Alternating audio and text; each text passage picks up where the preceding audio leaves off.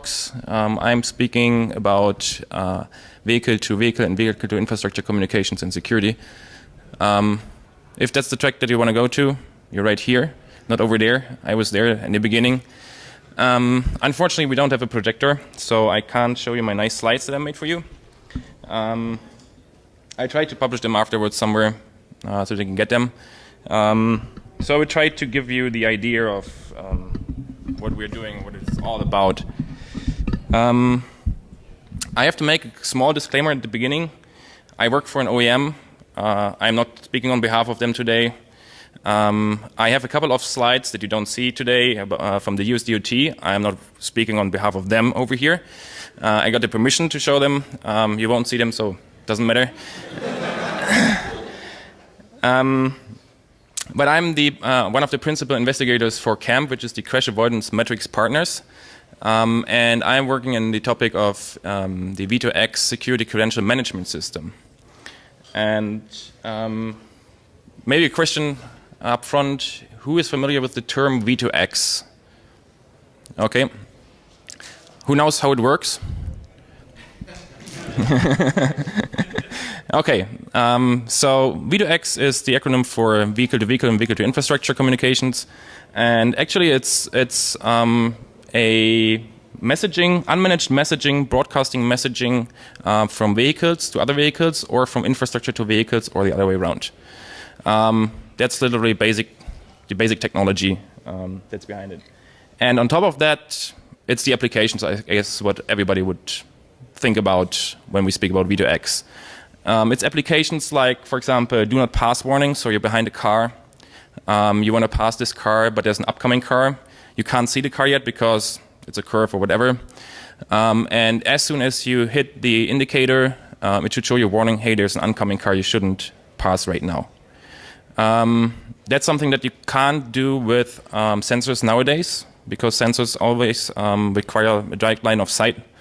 So there are a couple of use cases that you can think of that you can't do with sensors that you can do with V2X. Left turn assist is another one. So if you do a left turn and there's an approaching car from the left side, it's an situation where you can't look around the corner, so you don't know if there's actually somebody. And if you drive too fast towards the intersection and there's actually a car coming on, it will show you again a warning saying, hey, you better brake. It's all about warnings right now. And for the foreseeable future, it will not be anything else. We might, or OEMs start thinking about sensor fusion. But what will never happen is, I think, that any OEM will purely rely on V2X messages to engage brakes or something like that. This is not going to happen. What might be happen is that you use it for existing assistant functions like automatic braking, and you use it as an additional input to slow down the car, for example, to deaccelerate, but not to engage brakes. You will engage brakes as soon as a sensor can verify this information that you got up front. Just to make the setting clear that we're talking about. Another one, when you speak about infrastructure to vehicle, you can think about a traffic light that sends the information, I'm red right now, and if you approach too fast, it will show you again a warning that you should brake. Or it could send you the information, next green phase is coming in 20 seconds, and you could try to sail towards the traffic light, so you don't speed up, you don't brake, because you know the green phase will coming. So there are a couple of use cases that you can think of that you can do with this technology. There are also a couple of use cases around that are trying to mimic existing features, like there's a car braking right in front of you. Doesn't make much sense because you already have sensors. I think in most of the cars nowadays, even on the lower end, you already have those kind of sensors that you can use for that. How will the devices look like? You will have integrated devices into cars for sure. You will have aftermarket devices that you can put up on your dashboard. And you will have roadside equipment, stuff that you see on traffic lights or somewhere on the side of the road. I brought you a couple of pictures. Unfortunately, I can show you them right now so that you get an idea how this looks like. There's a fourth class of devices that I didn't show today. I didn't brought in the list. And this might be actually laptops, like your guys' laptops. I don't know, any car hackers here. They try to mess around with the system. So we need to be prepared for this.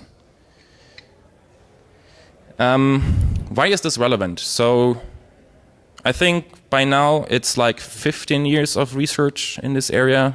So why it is suddenly so urgent, or how is everybody picking up this right now? This is because we start deploying this technology. So in 2014 there were the so-called connected vehicle pilots that got awarded. A couple of cities got money for deploying V2X technology from the DOT. And they will actually start putting devices in cars and putting devices on the roadside next year. So this will be out there. Be prepared. Get your laptops ready. They are in Wyoming. In Wyoming, we have a big corridor on a highway. It will be mostly V2I applications for trucks, truck management. I think the most interesting one will be in New York City, where we will have 10,000 cabs equipped with V2V equipment. There are a couple of V2I use cases as well, but I think that will be one of the biggest V2V deployments that we see in the near-term future. And then there is in Tampa, Florida, another one which is a little bit of both worlds, V2V and V2X. I got your list of all the applications that they proposed to implement. It's quite a huge list, like 25 applications maybe. So go check out the slides or ask me afterwards if you want to get them directly. Then you can see this list. There's public information how those applications work. So if you want to look into data formats that are used to send over the air, how the receiving end is supposed to react to this, that's all out there. And then there's another project, Smart Cities. It's a quite large project. I think it's $50 million. And it will happen, I think, in Columbus, if I'm right.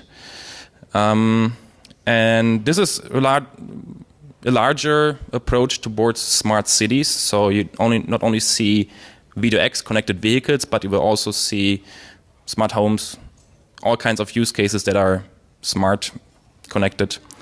But V2X will be one of them as well.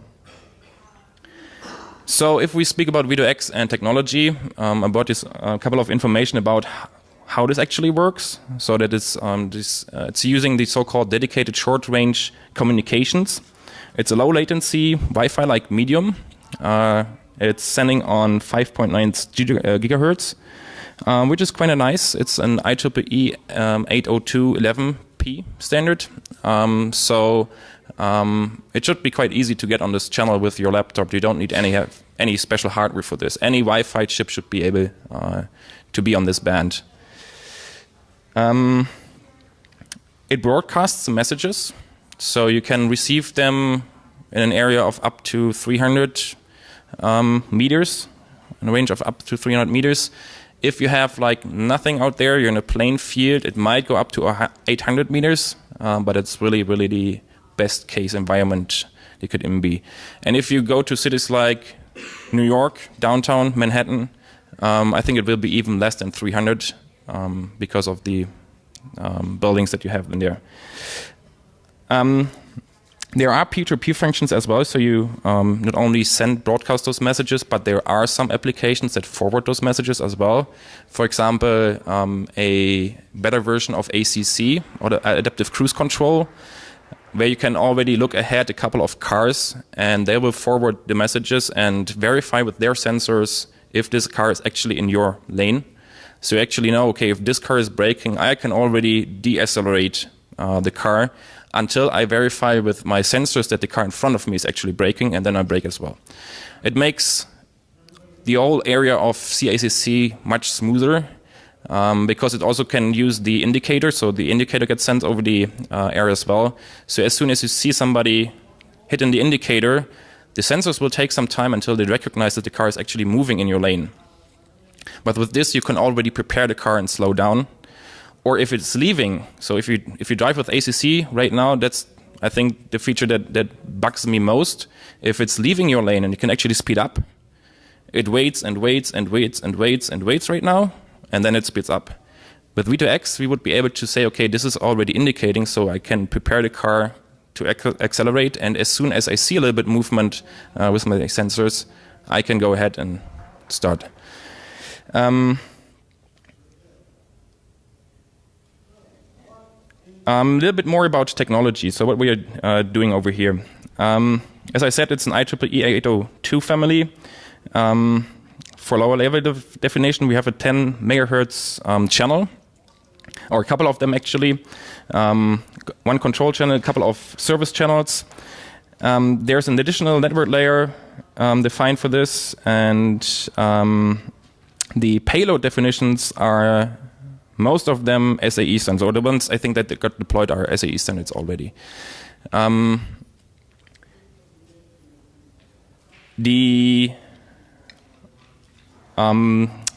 Unfortunately, I have a nice picture of the whole stack in here so that you can see which different technologies you need to implement in order to send those messages. So it starts with IEEE 802.11p. Then you have the IEEE family of 1609. It starts with 4, 3.2 is security actually. And then on top of that, you have the application layer where we use SAE standards like J2945.1, for example, for the so-called basic safety messages. That's the first message that will be deployed over there for safety features like warning about braking events or stuff like that. The University of Prague has actually already created a kernel patch to support IEEE 802.11p and the OCB mode, because you don't join a network over there, you just start sending. So we need to use a new kernel mode for sending those messages. You can download it, it's free on GitHub. There is still a small issue, I think, with the ATH9K driver, the Wi-Fi driver that you need to have, because there is a database which implements the regulations that you have in the different countries, like which channels you're supposed to use and stuff like this. And this, I think, permitted us to actually go to this channel that we need to use. There are some patches out there already. I don't know if they work. I haven't had the time to test them out, but feel free, take this information if you want to build something like that. I think they are happy to help out. They are very active on the mailing list, so shouldn't be an issue to get in touch with them. Basic safety message. So what's in there? What do we send over there? We send speed, we send the position, we send the heading, and the acceleration. Those 3 data points is what we send with 10 hertz, so 10 times a second. This message gets sent out from each and every vehicle that is equipped with that.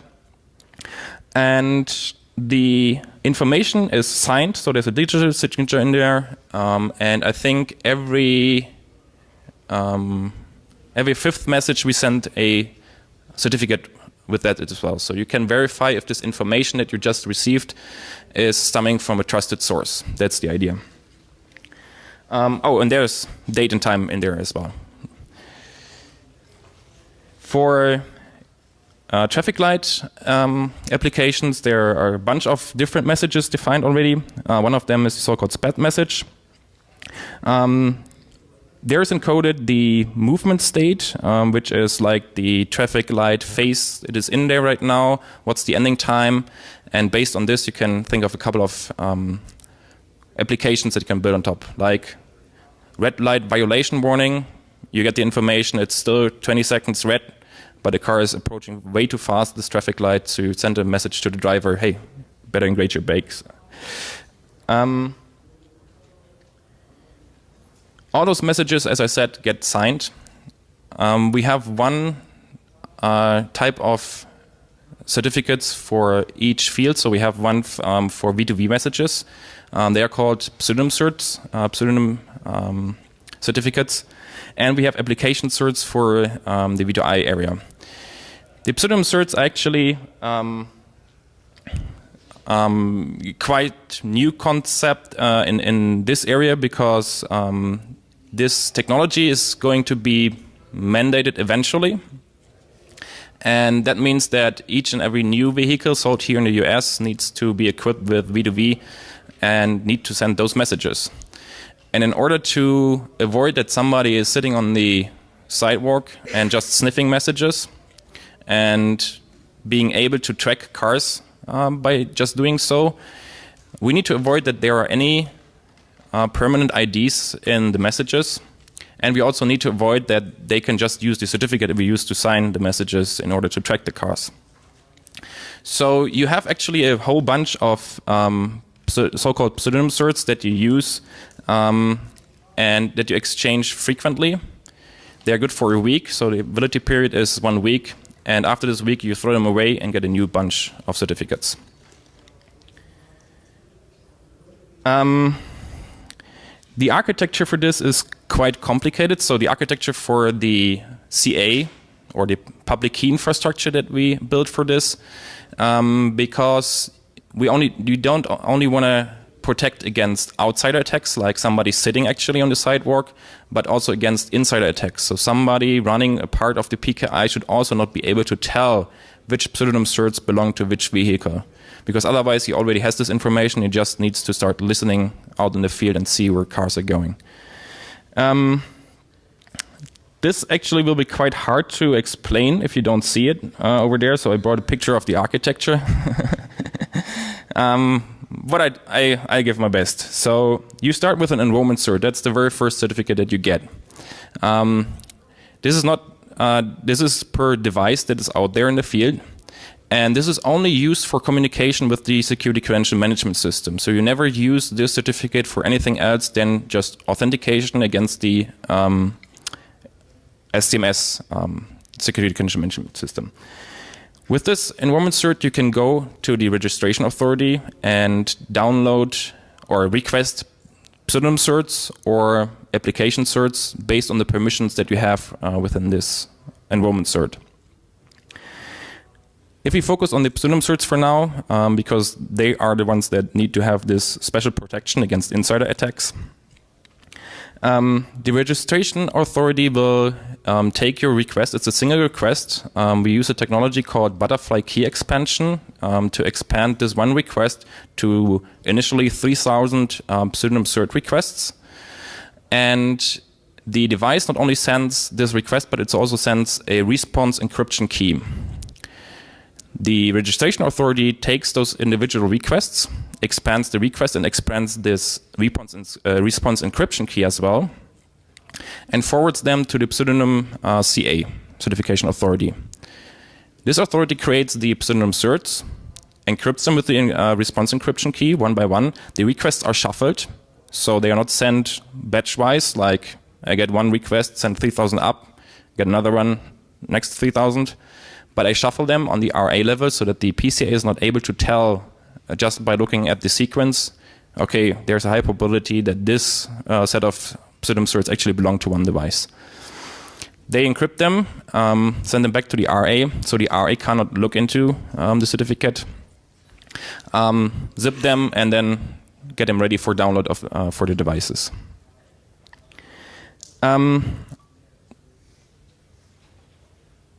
Maybe a little bit later about how we do revocation in this case.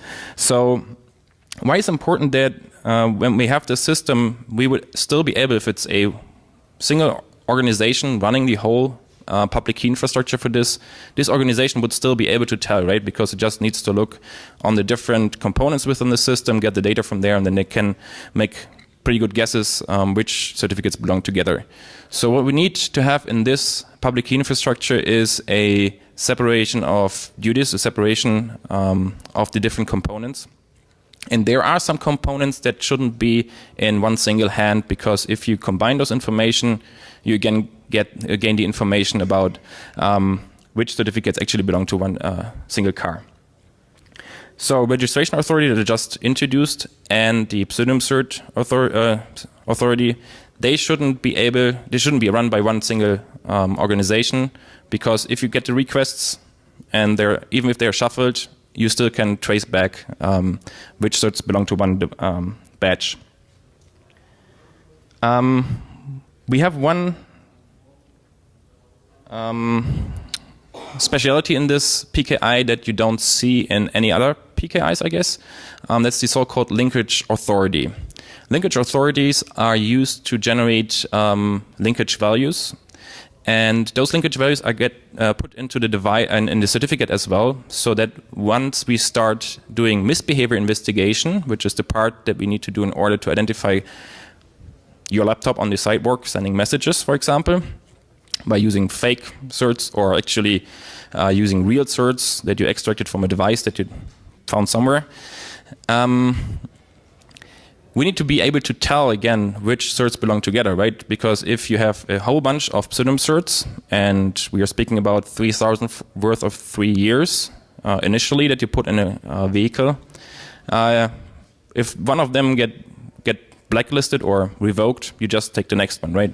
So there need to be some mechanism in there that we can use in order to identify still which belongs to together, but in a way that I don't get the actually pseudonym certs out there. So I shouldn't have any single component again in the system which knows the actually certs and which of those certs belong to a single set or a single device. So what we do here is we have so-called linkage seeds, which is a hash value. And we have two separate linkage authorities, both with those seeds. They, again, need to be run by different organizations. And they generate so-called pre-linkage values. So they take a hash value, create another hash of it, 20 per week, send them back to the RA, via the RA to the PCA. They're encrypted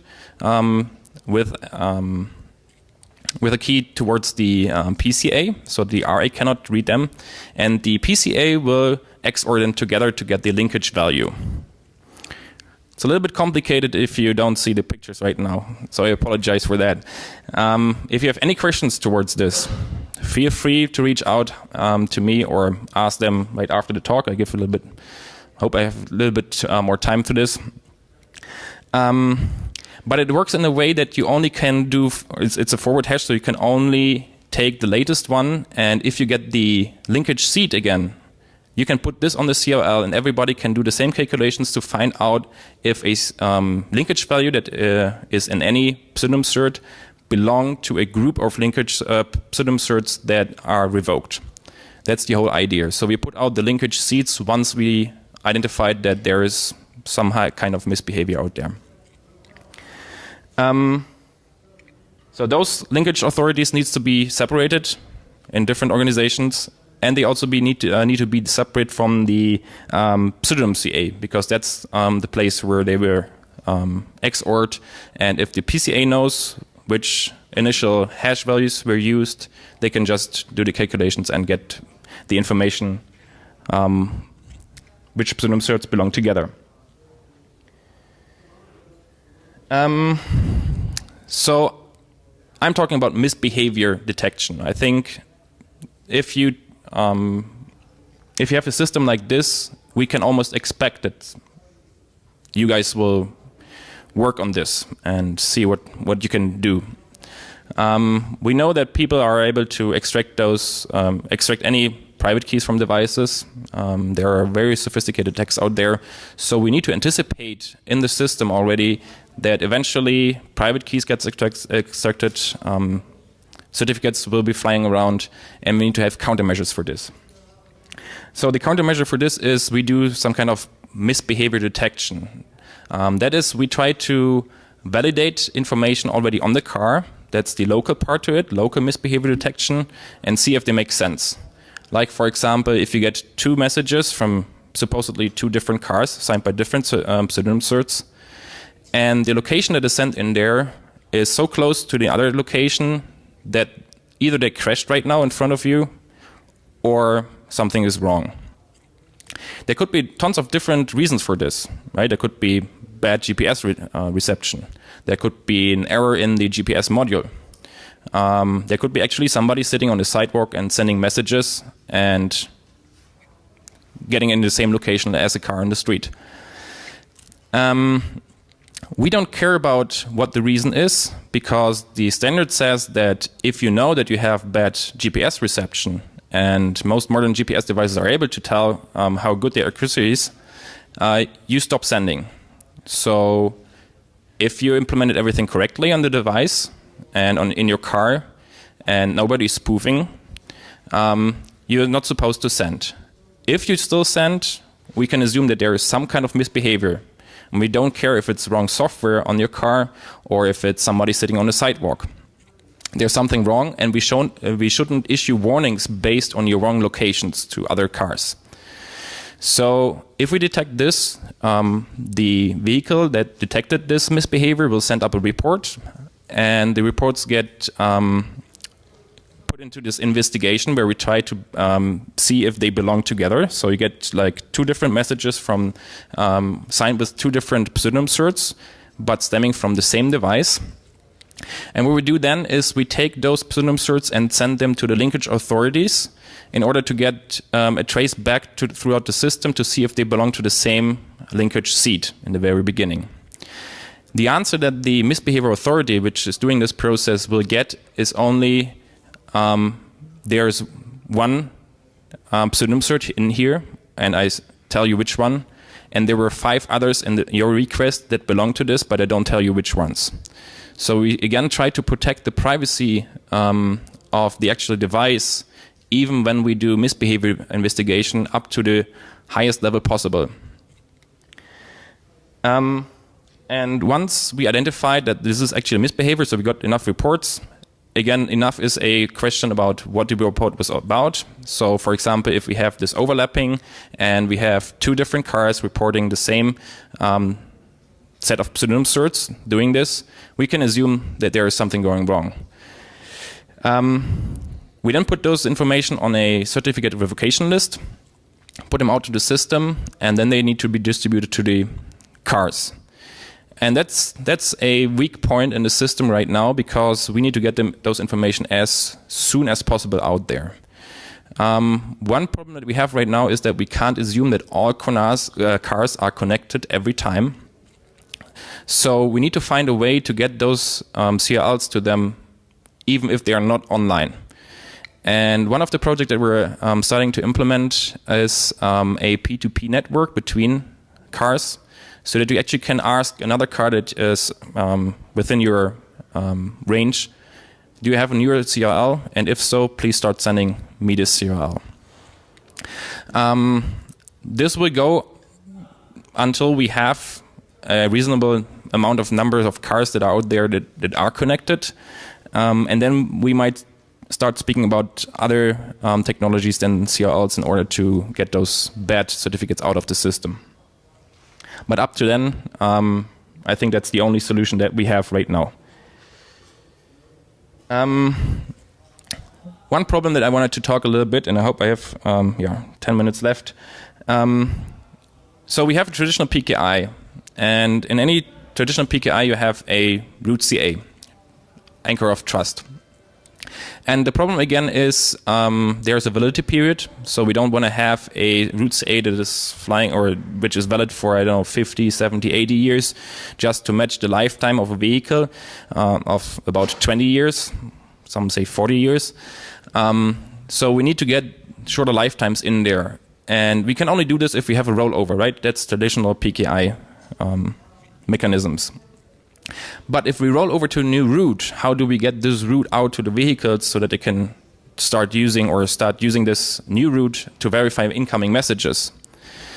What you do traditionally is you do a software update, firmware update, browser updates. That's how it works in the internet world. But there's no way of doing this if you are not online, or if you are asking somebody on the street, like another car, hey, I saw your message links up to a different trust chain, and I don't know this route. So what do I do? And the idea that we came up with is the so-called elector concept. So we have some kind of superpower in there. They are not part of the PKI. There are some kind of signature CAs. So all they do is they sign a message which says, this certificate over here is a new root, and we ensure that this is part of the system. There's always a quorum. So we have, like, for example, we start with 3 electors. And as long as at least 2 of them sign the message that this new root is part of the system from now, you can trust them. Those 3 elector certificates get pre-installed on all the devices. And the good thing is, if it's 3, we can also remove them and get new ones in there. Like the same operation, like as if we add a new root, we have a message to add a root, we have a message to remove a root if it's going bad, like compromise or something like that in the worst case. And the same with the electors. As long as you have 3 electors, you can always add a 4th elector by having at least 2 signing the message, and then remove the one that you want to exchange with the 3 new ones. So with that, we have some kind of democracy up there, where we always can vote new electors in there, and add and remove root CAs from all the devices. And the nice thing about this is that you don't need to have an online connectivity in your car in order to get those messages, because again, you can ask just another vehicle. As long as you get the message which is signed by the electors, you can always verify if this is a trusted root or not. So you don't rely on any kind of online connectivity. You only rely on other cars telling you that this is actually part of the system. And you can do this in the moment where a car under this new root is sending you a message. So you get this message, you see the chain up to a different root, and you just ask, hey, give me your root certificate and this add message. And as long as I can verify, I can trust your message.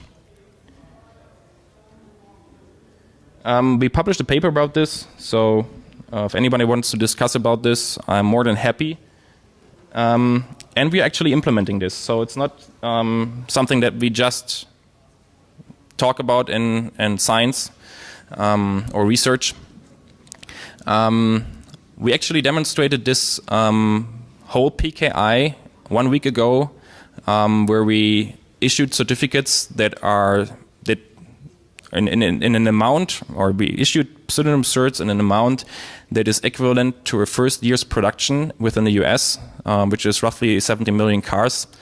So we were able to show that we are capable with this system to generate enough certificates to get 3,000 in there per device. And we showed that we are capable of running these new concepts with the linkage values, with butterfly keys, and with the electors as well. And this system will be used within the upcoming connected vehicle pilots that I started to talk about, to issue certificates to devices. So whenever you are sitting on the sidewalk in the future, getting V2X messages and looking into them, those certificates will be coming from our system. And with that, I close my talk. If there are any questions about this, I don't know how much time we still have. We started a little bit late. We can do it right now, or just grab me afterwards. I will be hanging around in the car village, I guess, most of the time.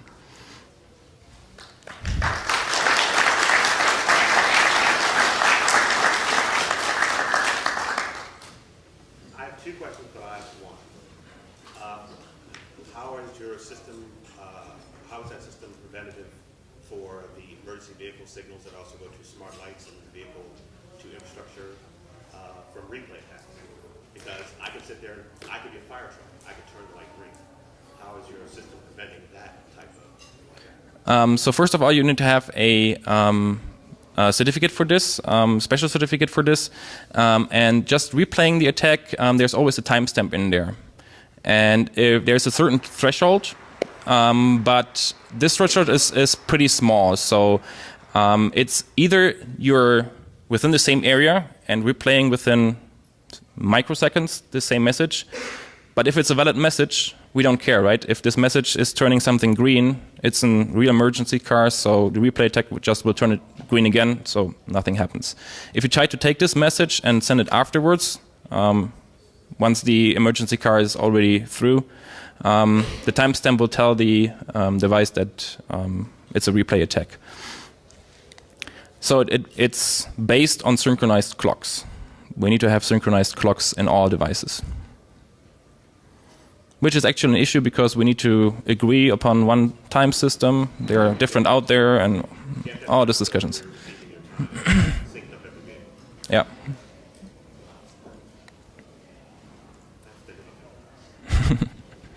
Yep. So it sounds like you got a lot of messages going back and forth. What if somebody, a threat actor, came in and did a denial of service where they just started hitting you, flooding you? What are your mitigation techniques for each car? Right now, there is not a really good solution to this. The only solution that we have is it's contained in a certain area, right? You can sit at one intersection and flood the channel over there, and it will maybe be around 300 meters where nobody can talk to each other anymore. So this intersection won't work. You won't see any messages, or you will only see those messages that are coming through, and you could use them to issue warnings. But if you're actually able to flood the whole channel in this area, the only thing that will happen is that devices that see those messages coming in will report this, because you're supposed to send 10 times a second. If you do it more often than that, that's clearly a misbehavior that should be, or that will be reported.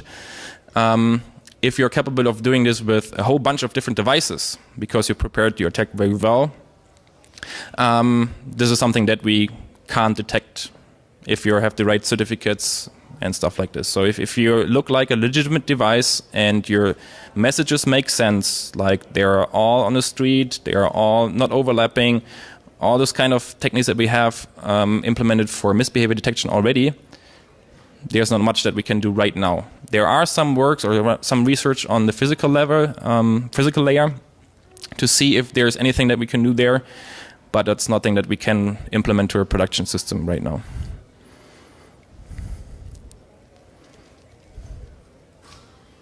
Any more questions? Yep. Pardon me? So in the vehicles, clocks are synchronized via GPS. There is a time signal on a GPS channel. Yeah. So you can use a GPS jammer or a fake GPS, try to introduce this in the system. Yeah. Okay, then, there are no more questions. Thanks a lot.